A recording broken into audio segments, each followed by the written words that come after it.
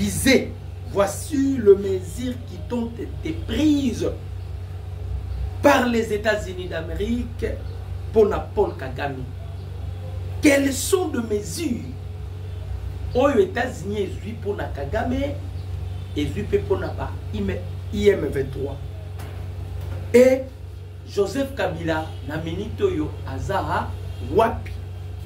Voilà un peu ma solo tozo solo là na ba Congolais de père et de mère, ba Congolais bisikami sobozwami tolobaka yango mais de fois un véritable Congolais, un nationaliste, un panafricaniste okoki kolekisa mokolo te sa koluka koyeba état de santé ya mboka pays la kinenge nini pays la mukini ndenge tolobaka Congo mboka munene makambo ezanga te.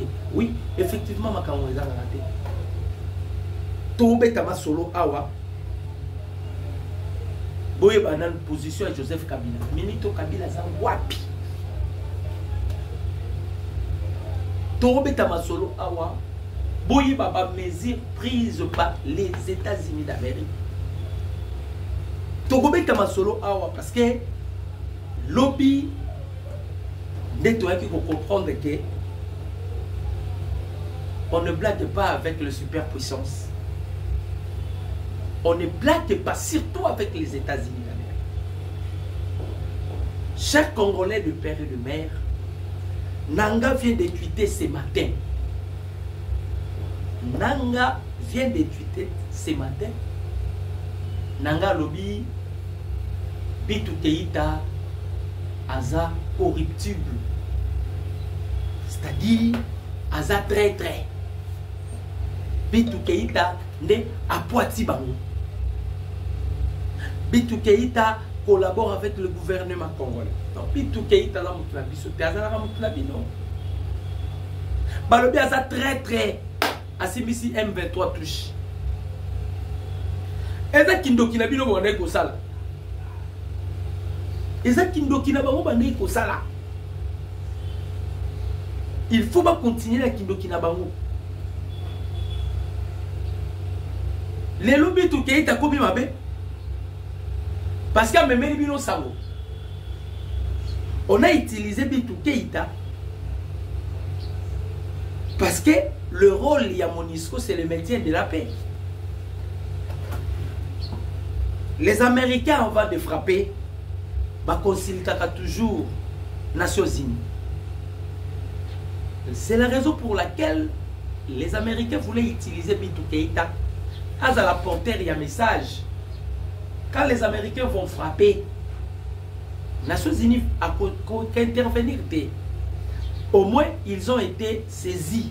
Voilà pourquoi Batina qui Bitu Keïta. Mais Bananga Balobi jamais Bitu Keïta a traître. Bitu Keïta c'est un traître. Toloba qui n'a bino bandeko ba congolais pepli bandeko. Imaginez le ministre Olivier Nduringuerero. Angara kima bakangie na baba boya bima. Anga kima. Parce que c'est un citoyen belge. Kaka, le Rwanda, de l'autre côté, a été colonisé par des Belges, de l'autre côté par les armes Allemands.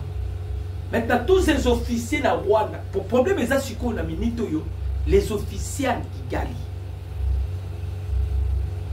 Bazana kata ko exprimer ba mécontentement na bango par rapport ya façon oyo Kagame a memé la qui régime na ye.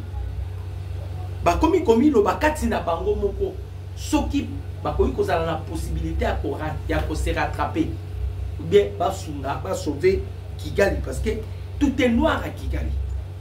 Tout est noir. Et par là vous avez vu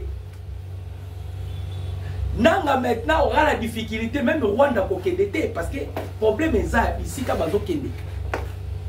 Bitu Keïta, malgré Babima qui m'a fait ça, qui va au désert d'État, qui va consolo. Il y a un porteur, il y a un message, parce qu'il est des Nations Unies.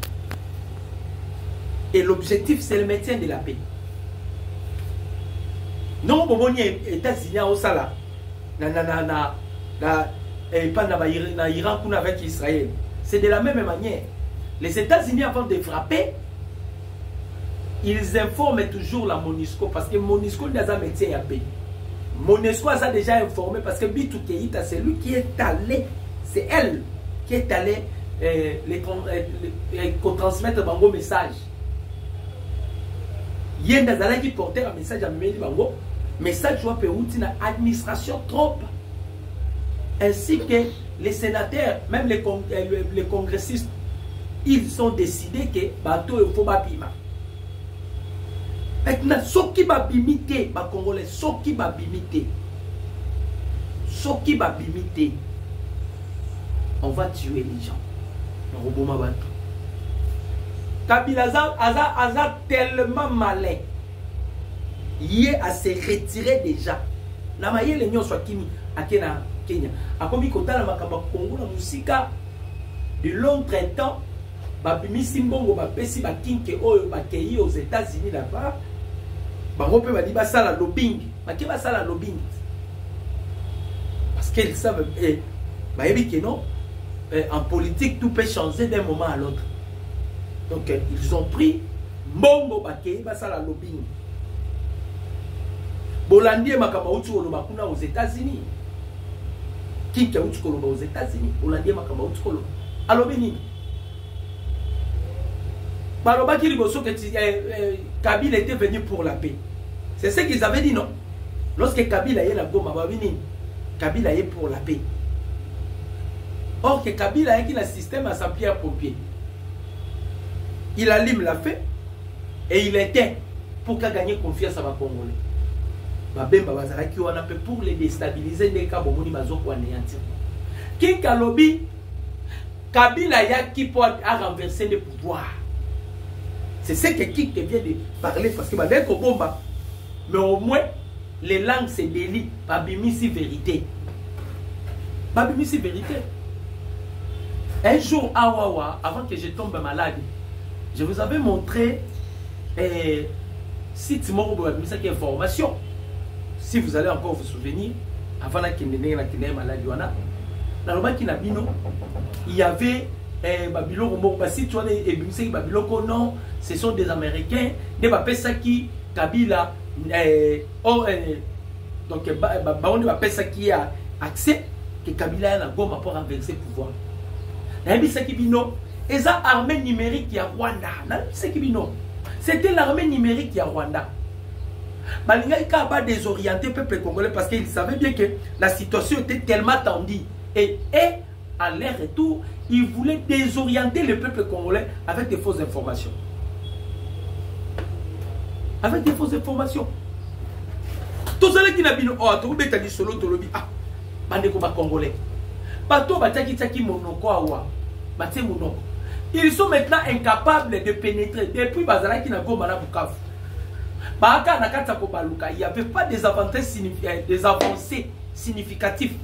Bazo tourner. Ok, il y a eu des instructions. Il y a eu des instructions, vous ne pouvez pas imaginer.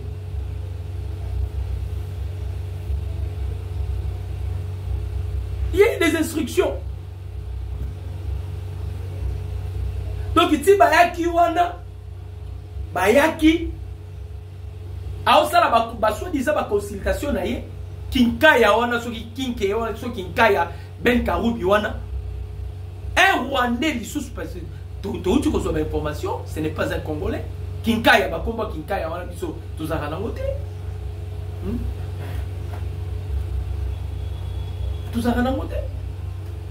Ba Kazembele tozaka na ngote.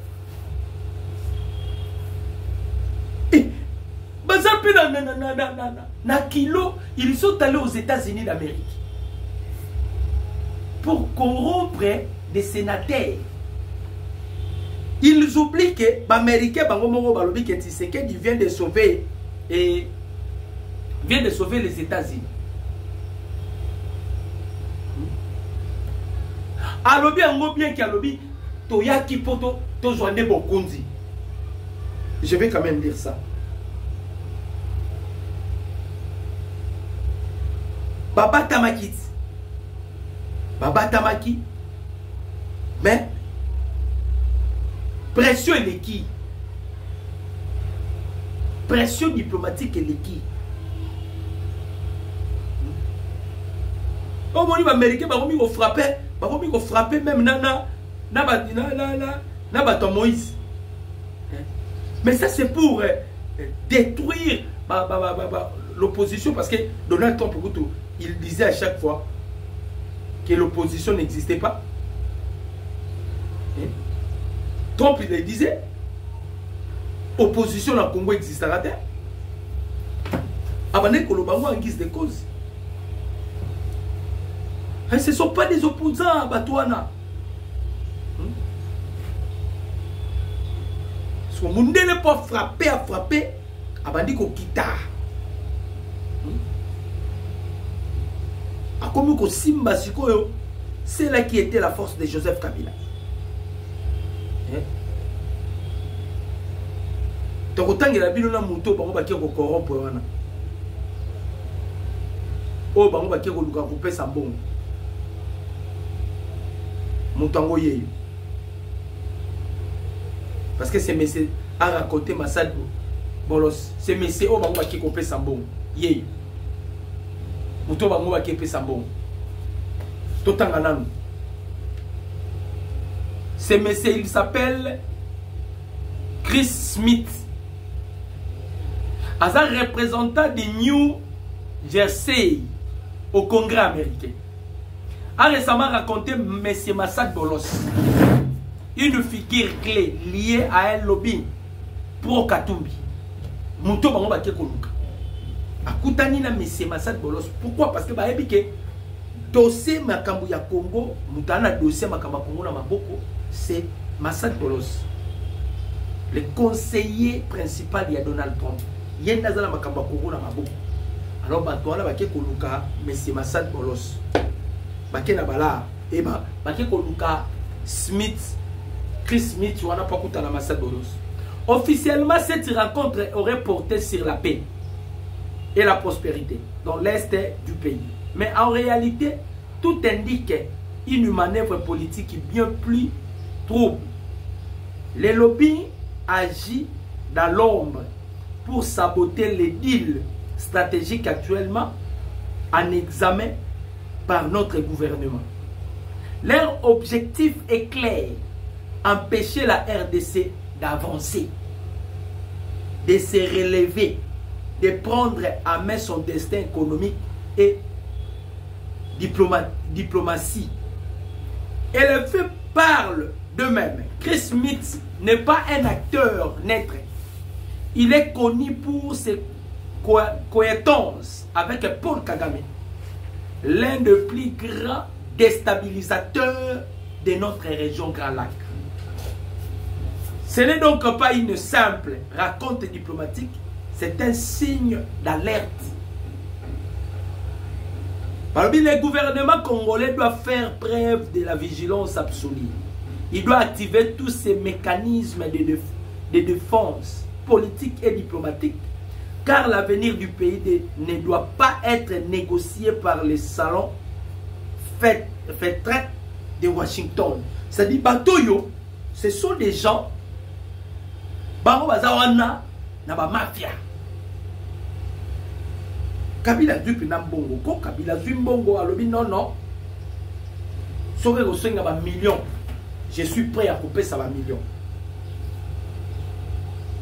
Azobo Sanake, à côté la pauvre de l'histoire. À côté la pauvre de l'histoire. Parce que Oyazo Lukaka continue. Il continue de s'entêter. Bakendagi pour la corruption, mais boyoki. Le gouvernement américain va frapper naï. Le proche de Moïse Katumbi, Olivier Kamitan. On l'a frappé. Le quoi va-t-il déjà que Awawa, tout ça, ils sont appuités. Ils sont appuités d'un côté et de l'autre côté. Ils sont appuités. Dès qu'ils sont appuités, ils veulent utiliser maintenant les moyens. Parce que Tambon, Domoni va Koluka, mais c'est Smith, à ça les laboraux manœuvre pour empêcher les deals. On doit être tous à non raisonnable bandeko congolais. Et l'on connaît les batami na sima oyo ilo ezo sala ba Joseph Kabila passe. Bandi à Joseph Kabila. Quand je parle de Joseph Kabila, je vois la Senko, je vois les opposants. Bango nyoso baza bandi à Joseph Kabila. Mais et l'on connaît nous sala bango bazala mal à l'aise pour la dîne. Parce que la logique des choses, le président Félix n'a pas cette intention d'être éternel ou à s'éterniser au pouvoir. Il n'a pas cette intention. Kabila avait cette intention. Voilà pourquoi le première sortie médiatique, il y a Joseph Kabila, à l'Obaki Makamba retour au pouvoir. J'ai encore de l'énergie. C'est lui, Kabila, qui rêvait revenir au pouvoir et accomplir la mission par laquelle Oyo Nilotik Bazala Kalango pour ces pays. C'est lui qui se bat, qui s'est battu et qui cherche, qui continue de se battre pour revenir au pouvoir. Mais la voie par laquelle Oyo Yaponi, voie wana, Nebomoni, ça commence maintenant à peser. Et comme il faut peser, Batini Batuna Bangola Bakatumbi Bakei Kuna, Negezalaika Makamba Doha, ils avaient aussi envoyé des émissaires dans Doha. Or, les Américains ils utilisaient Doha pour faire endormir Paul Kagame. Hein? Baluka qui Doha pour faire endormir Kagame. Maintenant, quand les Américains ont commis au bout, voilà, ils ont envoyé Madame Nani, Bitou Keïta, lobby licite amli a commis pour la Makamukaka la République démocratique du Congo.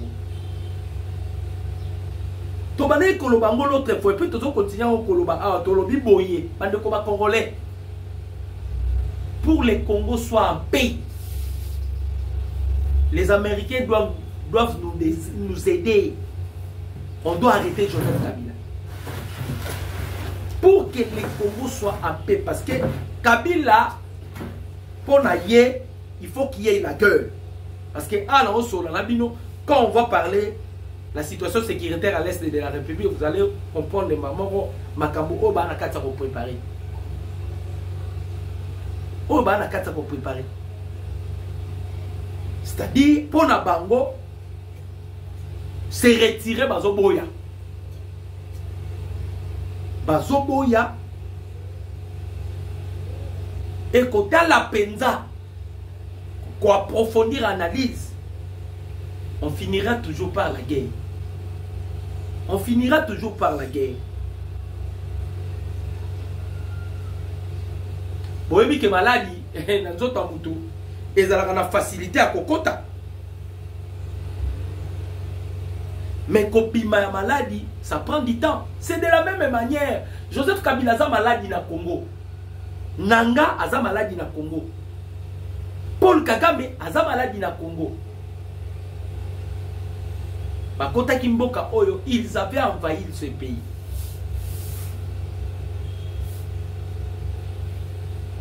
Bakota Kibiso na ba niveau vous ne pouvez pas imaginer.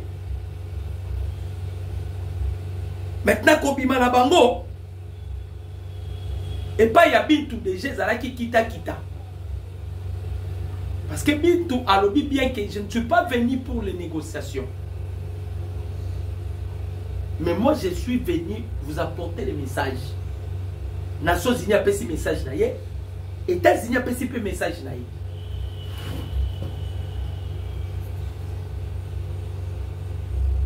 Malgré Bazo Sala Bongo, Bango déjà tellement ba planifié qui ba frapper Ouvira, ba frapper Fizi, ba combattre na Kalebi. Et ça planification ça na kata ko sala na minute oyo. Ça planification ça na kata ko sala na minute oyo. Cerveau monteur mutazu ba kamunyo so Kabila.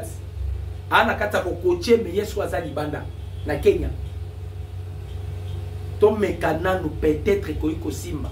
Ils oublient que un rebelle Yamakasi comme Sultani Makenga lorsqu'il a été interviewé par un journaliste français, Makenga était clair.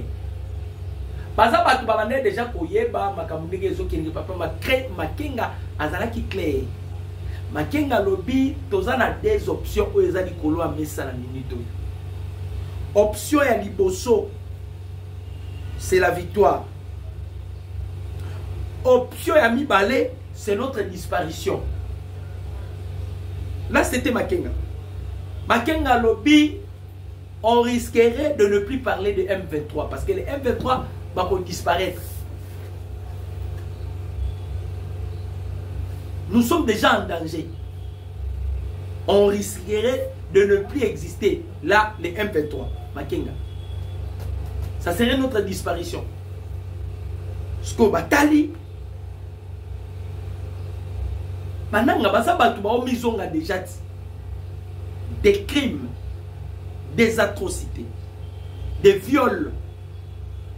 Makambounyo soba sali.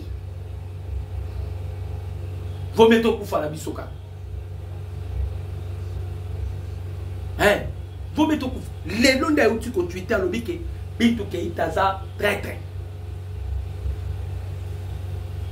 Alsimisi biso touche. Vous l'appelez aujourd'hui traître. Vous tendez à protéger Bino. Mouto a salagi kebozo ba espace wana. Bato ba ko isa ba bunaka c'est la Monisco non. Il devient maintenant asa asie Donald Trump a utilisé la minito.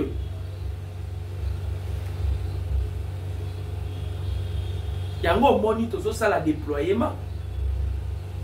Déploiement so sala mapamba te au cas où ba simbité. Mesure aux États-Unis et quand vous voyez les États-Unis batindi représentant légal il y a Monisco au musala na bango ezali ko maintenir paix na monde tant batindi pour une dernier avertissement. Maintenant mesure aux États-Unis les 15 ceux qui va bimiter mutako bimali sous-souté. Soit on vous arrête, soit babomi bino. Ndela lobi que ils ont que 2 jours bananga. Akana 2 jours. Aken de gauche azonga droite bazana 2 jours. Bazana 2 jours. Nous aussi nous observons les Américains. Botindi bitu keita tozota la réaction la bino. Parce que Batouana déjà Bade ya na suka Bazana ba solo ya liwa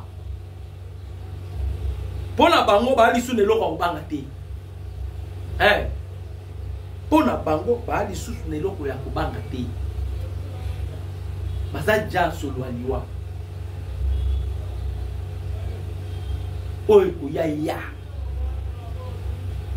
parce que atato batami atato sali nengeni tozana ba 20 ans ba peine de mort to sali ba atrocité ba crime ba bloko nyo ba Bertrand Bisimona nyonso baza tellement affaibli na minito na mutazo luka isiko wapa kokima esiko wapa kokende mutu nyonso kaka kata komiko luka na kokima wapi na kokende wapi Kabila yeli batu awa ba consultation na yawa so totana muto so ça ba bonti Kabila komi donneur de leçons. Il veut nous enseigner nous les Congolais to yebi eto benengeni. À la fin de compte, quand il y a une consultation, dans le bateau qui a consulté, normalement, on devait le poursuivre. abandaki na ba confession religieuse. Bazui ba musulman ya Rwanda, ba prêtre ya Rwanda. Batu ba participa ki na vidéo conférence eza ba chole na ba mbongo. Parce que bango baza bena ba partenaire fiable de Joseph Kabila.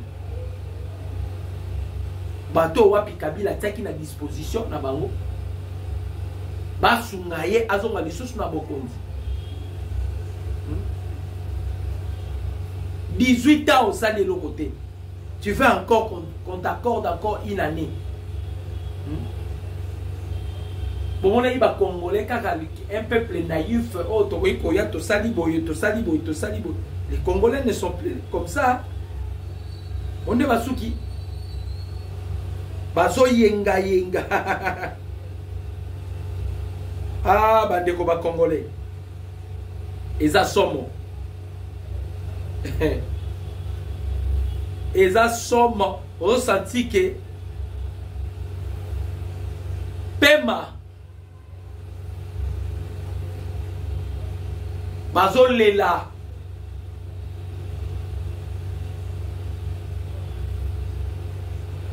les consignes du président des États-Unis Donald Trump sont claires, nettes et précises. En dehors des officiels accrédités par son homologue, son excellence, le président de la République démocratique du Congo, Félix Antoine Tshisekedi Tshilombo, aucun membre de son administration ne devrait pas recevoir quiconque, même pas en privé. Notez bien, tous les responsables de l'administration Trump réservent une fin de non-recevoir au criminel Barnabé Kinkaya Bin Karoubi et au dénommé Moïse Katumbi né Chapwe Soriano en mission intoxication de l'administration Trump alors qu'il se déplace avec des passeports diplomatiques du Rwanda. C'est la même position officielle américaine de refus de recevoir les francs-maçons catholiques de la bande de Frigolé Ambongo et Donatien Choli, qui étaient de passage à Washington comme des mouches sur une proie.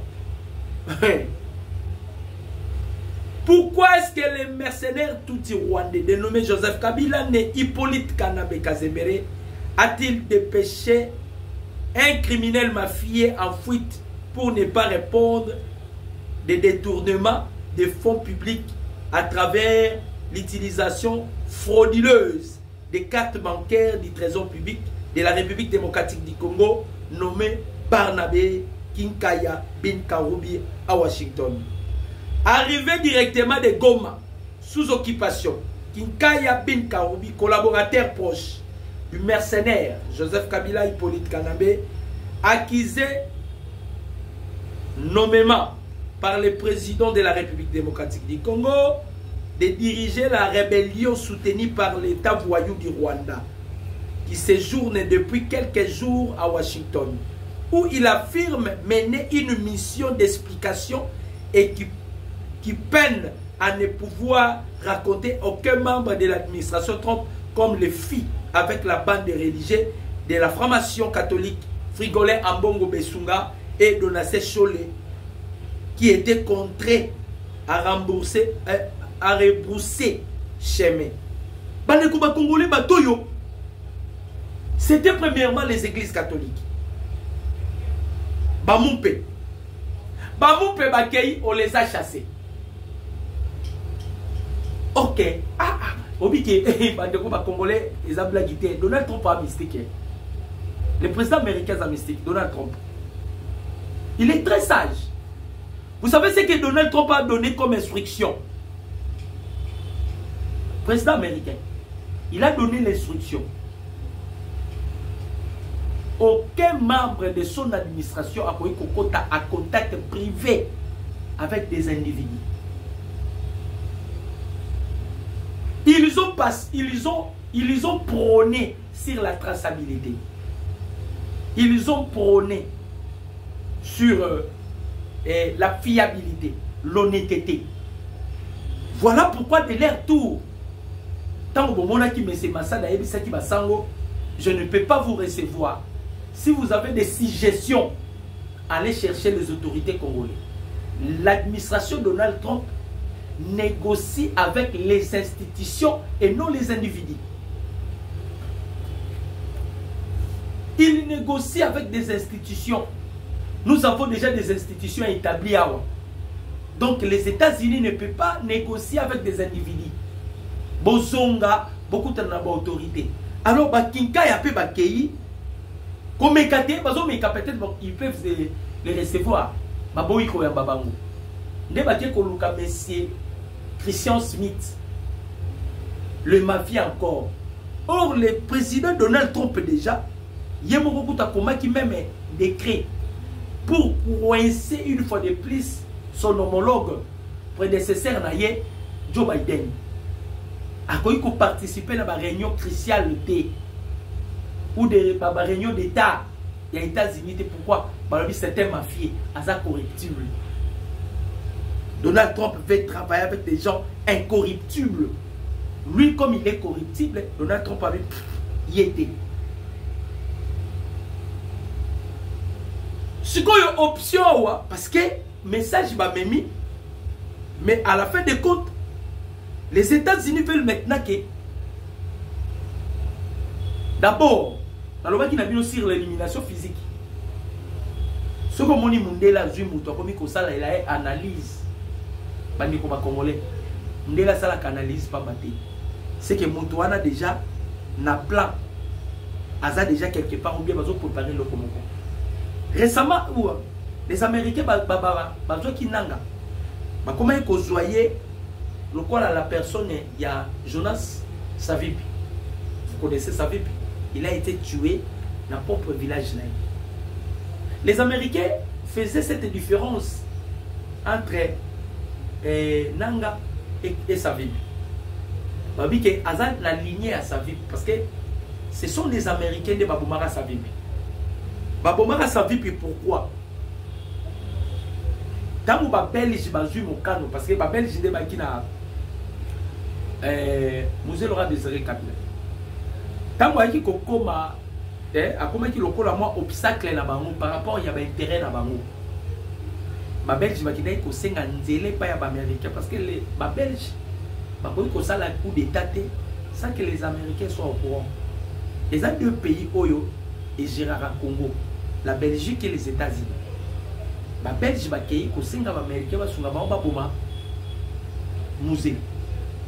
Alors, les Américains utilisent un carabato plus proche. C'est alors les Américains voulaient maintenant utiliser qui? Eduardo dos Santos, qui fut ami intime de Musée Laurent Désiré Kabila. On va maintenant utiliser Eduardo. Babi tozo sala na yo compensation. Si tu nous donnes la tête de Musée Laurent Désiré Kabila, à contrepartie, bisoto kosunga yo. Donc, Musée Laurent Désiré Kabila qui était décédé, Makila na yende kotisa kimia na Angola, Angolo lelo bozomoni. Le sang de Musée Laurent Désiré Kabila, c'est-à-dire il y a eu compensation au Pessibiso Edouard dos Santos, au Pessibiso Musée, biso en retour au Pessionani et Savimbi. Et Musée Laurent Désiré Kabila devait même voyager ces jours-là. Moutabenga ya bimate tozoti de l'obatu bazo ya soba soba diama, c'était Edouard dos Santos. Donc les Américains sont comme ça. Nenge bakoti déjà à contact. Bakoti à contact avec des officiers rwandais. Ça je l'ai dit bien déjà via Kagame et comme déjà la souka. C'est comme ça avec les Américains. Nenge bakoti kaka contact avec des officiers rwandais.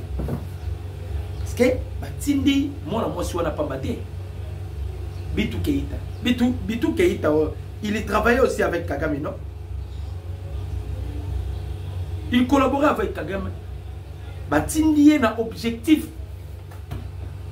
Batindi Bitou Keïta, mais ils sont déjà en contact avec James Kabarebe. Batindi Bitou Keïta, ils ont déjà déployé déployé, je m'excuse le terme, ils ont déployé quoi, le Blackwater. Eric Prince Azana Nini, Azana Goma, le numéro 1, il y a Blackwater. Agence Ana Yenda Salayango. Et les États-Unis vont signer là un contrat. Voilà la raison pour laquelle le président Félix Ayebisaki, Jean-Jacques Pourouzi, et le gouverneur Yassidi Kivu. Tant le gouverneur a tenu Mkonzamboka, ah, mais Mkonzamboka, il y a une guerre ici, les Tomoni, Goma, Nabuka, vous avez libéré. Les chefs de l'État, Banini. On est en Moussala et Blackwater. Blackwater n'est pas pour s'en charger la maman. Mais moi, je vous informe que guerre ici. Donc, si vous avez batindi nanga, et pardon, au batindi Bitou Keïta. Bitou Keïta est allé, il était allé donc, elle était accompagnée avec toute une délégation. Makambu Lissi Tamli a lobby la Boutou, ça prouve déjà que les Américains ont une option. Donc, Nanga Soko Soko Kanga Corneille Nanga. So za la besoin, osala no kaka ta prison awa na makala. To kanga yo sala prison à makala. 20 ans na mobelete nanga. Peine de mort, au bout kozwa grâce. Soto changer constitution. To sali yo grâce. To longoli yo peine de mort to tipi yo 20 ans. 20 ans no piriger ti obimana yo. Kabila kanga di peine, vie di peine na sala 20 ans de prison. Et di peine. Moi je suis allé voir Edi Kapen, j'ai des photos.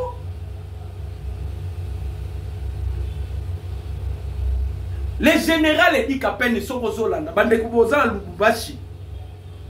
Ceux qui m'ont commis sa vidéo et pas Edi Kapen. Je suis allé na Makala voir Edi Kapen. Naza mutu ya liboso na yebisa Edi Kapen na zoloba bana ya Lubumbashi balushwa. Bon même image n'a pas eu général Edi. Na lobela na la cour ya un na se ya parasoleil na ye. Abane kota parasoleil mo ya munene. Na yebisa ke na obi nzamba talisi nga obimi ozongi général. Nzamba talisi ngo obimi ozongi général. Edi Kapen na talinga abane aussi manzete. Nzete mo kwa mukie o nazo loba soki colonel Edi général Edi Kapen na ola na minute oyo. À cause de souvenirs, à Simi Mwanzete, à Latina Kepi, à Ebisinga, mon frère, c'est que tu dis, frère Nabi, Dieu m'a fait voir au Bimi aux zones générales. Aujourd'hui, il est général. Peut-être, on pousse à la PB, à combien de gens m'ont. Mais au moins, Soga Landaka, il va se souvenir de moi. Tous les balé, maman, maman Marie-Louise. Mais c'est moi qui lui avais dit que Dieu m'a fait voir au Bimi prison. Aux zones na grade ya général et puis aux espaces où ils ont contrôlé place à ça. Kabila avant dit c'est dit qu'à peine 20 ans. Donc nanga si tu veux être en vie. Nenge ba lobby no bima ko santé tété lisi tabli lobby à lobby. Lobby à lobby lisi tabli à lobby qui lobby na butu. Ambassadrice américaine. Que les États-Unis azana ba mesure dire physiquement. Bertrand Bissimo. Sobo lingi pinda vina bino malamu. Nanyali Abissimino. Yo Bitou Keïta. Abissimino lo musulté. Abibo zonga kaka place au Boutaki. S'il y aura des négociations, on va négocier après mais bozonga place Boutaki. Boyo kasiko makambo armée rwandaise au sala. Ba Rwanda baba teti. Ne komoka tuninga ifati aza wapi sikoyo mukonda mboka za na Kolwezi. Je parie que lelo déjà zozonga. Le chef de l'état za na Kolwezi. Mais naza sûr mukonda mboka kozonga déjà lelo. Akozonga lelo. Aïe aïe aïe aïe aïe aïe. C'est ça, c'est ça. C'est ça. Actualité ngo wapi. Veuillez m'excuser, veuillez. C'est ça, c'est ça. Yangoyo. Le militaire touti rwandais RDF AFC ont tenu une réunion générale près de Kamanyola. L'obi basali réunion générale à Kamanyola. Bon capite sa réunion là-bas. Parce que il y a encore des gens qui rêvent. Il y a des gens qui rêvent. malgré ba signata ba continuer pour s'entêter ba sali réunion na bango ezali baza prêt à quoi attaquer ba wazalendo avant le 15 ou bien le 15 ba quoi attaquer Uvira ba quoi attaquer Fizi pour se diriger directement à Kalemi où ezali planning Joseph Kabila zaki nango eza planification de Joseph Kabila yango bomoni apesa kimongo Kabila za son idée le Congo t'a tout donné hein et là on y va congolais va pesi Kabila mais Kabila bimi simbongo a corrompre ba wazalendo ba pesa e kaka couloir Kabila on va te donner couloir on va pesa yo on va vous donner ça tu vas faire quoi avec ça tant que ça la baba ni yo ba consultation bandeko benga oh bisa bango to bisa bandeko bandeko vous devez observer les signes d'état Kabila n'a pas à tourner mais les Américains vous devez arrêter Joseph Kabila ah tozolo banabino awa bandeko na ngai Kigali en danger